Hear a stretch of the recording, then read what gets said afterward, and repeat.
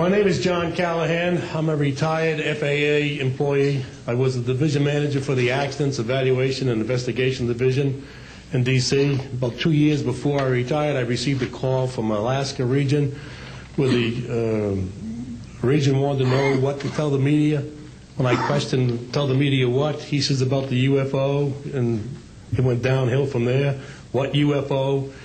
It turned out I told him what any government employee would do at that time was to tell him it's under investigation. And then I had him send all that data to the FAA's tech center in Atlantic City. The next day, my immediate boss, service director, Javi Safir, and I went to Atlantic City.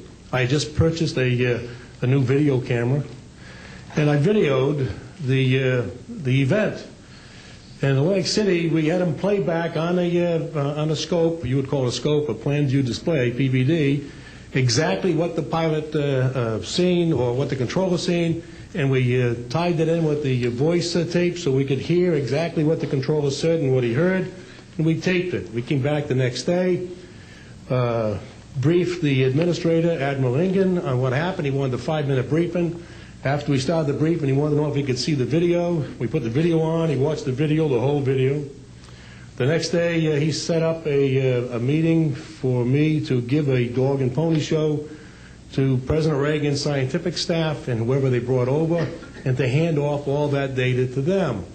That morning in the FAA round room, it was either 9 or 10 o'clock, 3 men from Reagan's scientific staff, 3 CIA people, 3 FBI people, and I don't remember who the other guys were, along with all the FAA experts that I brought with me that could decide or talk about the hardware and the software, how it worked. We put on a dog and pony show. We let them watch the video. We had all the data there. We had all the printouts that the computer put out. They got all excited over it.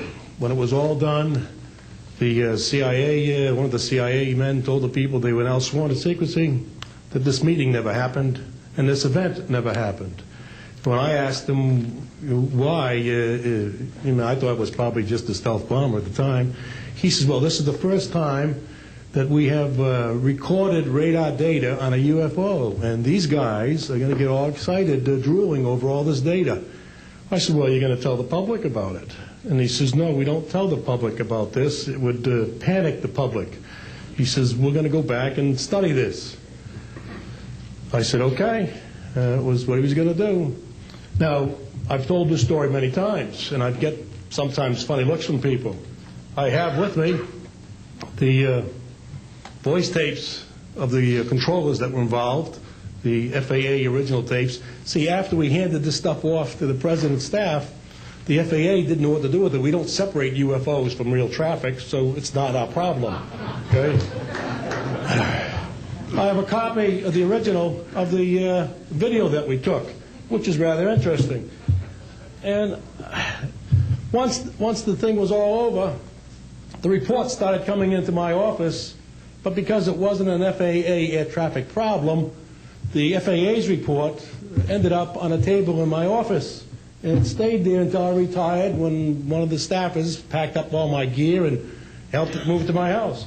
Also, in a box I found just a few days ago, in my 1992 tax return, I have the target printouts from the computer data, which, so if you wanted to return or look at every target that was up there at the time, you can now reproduce this from this piece of paper here. And it's called the UFO Incident, Japan 1648, I believe the number was, that happened on November the 18th, 1986. I'm prepared to go to Congress, to swear before Congress that everything I've told you people and everything that is here is the truth. Thank you.